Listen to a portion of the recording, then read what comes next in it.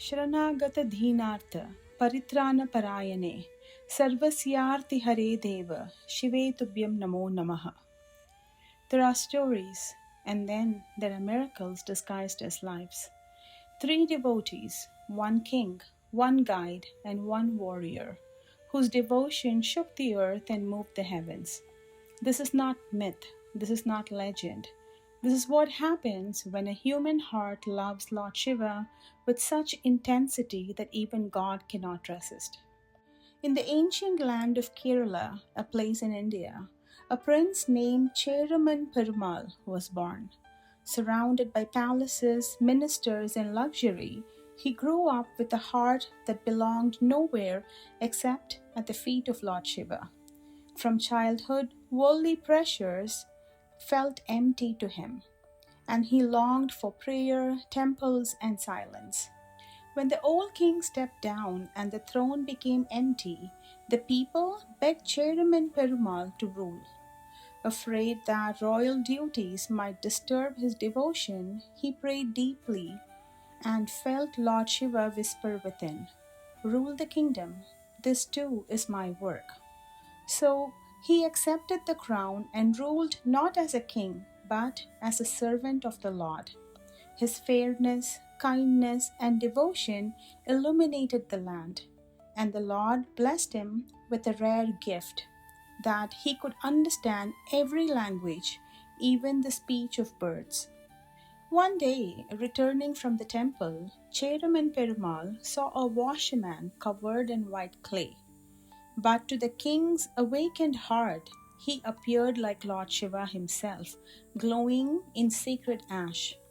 Without hesitation, Cheraman Perumal stepped down from his elephant and fell at the man's feet. The people were stunned, but devotion sees what others cannot.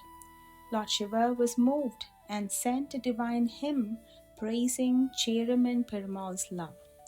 When the king read the Lord's own words, tears filled his eyes. He said to the messenger, "Take everything I have, even my kingdom. What is mine is yours."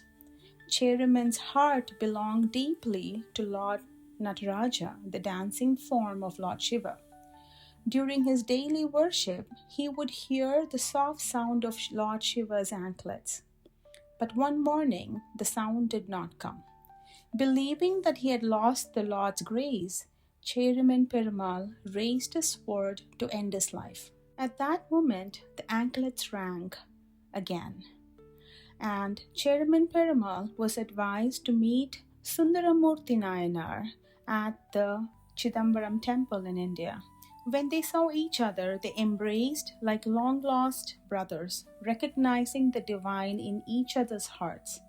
Together, they traveled to sacred places, lighting each one with devotion. Later, when Cheraman Perumal Nayanar sensed that Sundarar had merged into Lord Shiva's light, he surrendered himself completely and ascended to Mount Kailash, forever serving the Lord. Far away lived another gentle soul, the Gananatha Nayanar. He was simple, humble, and full of love for Lord Shiva. His devotion was quiet, steady, like a lamp that never flickered. He believed one truth: any action becomes sacred when done with love. When people approached him with worries or confusion, he did not preach big philosophies. Instead, he guided them towards small devotional acts, like sweeping the temple floor.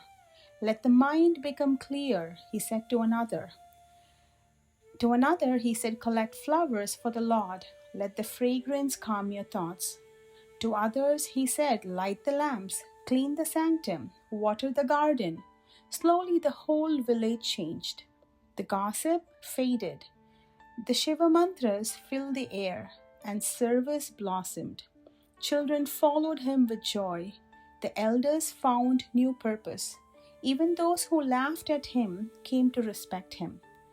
Gananatha Nayanar adored the childlike saint Sambandar and believed that when the young saint sang, Lord Shiva himself was speaking through him. He lived with humility, expecting nothing and offering everything. For this purity, Lord Shiva blessed him as an eternal devotee, a quiet, shining flame at the feet of the divine. And then our third story, there was Kootruva Nayanar, a warrior chieftain whose courage was matched only by his devotion. He ruled with strength, protected his people, expanded his land, and won many battles. But beneath his armor lived a heart that bowed only to Lord Shiva.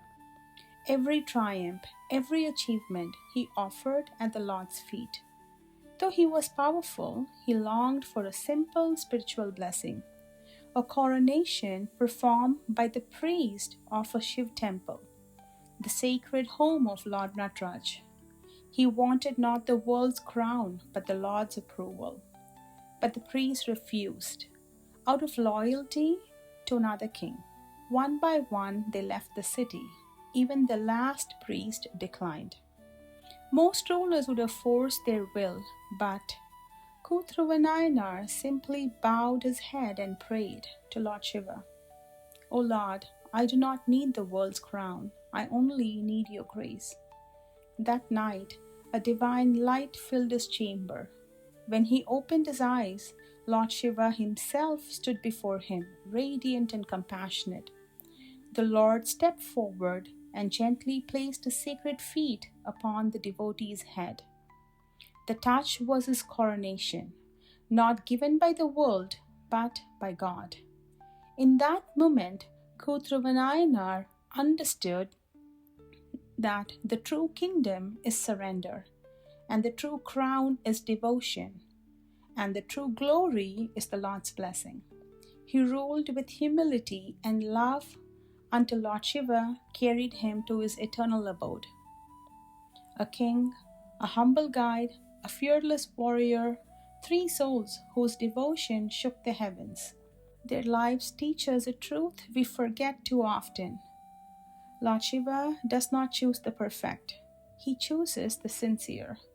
He does not wait for rituals. He waits for love. And he does not ask for grand offerings. He asks for a heart that calls him without fear. When devotion is real, when surrender is real, Mahadev himself begins to walk toward the devotee.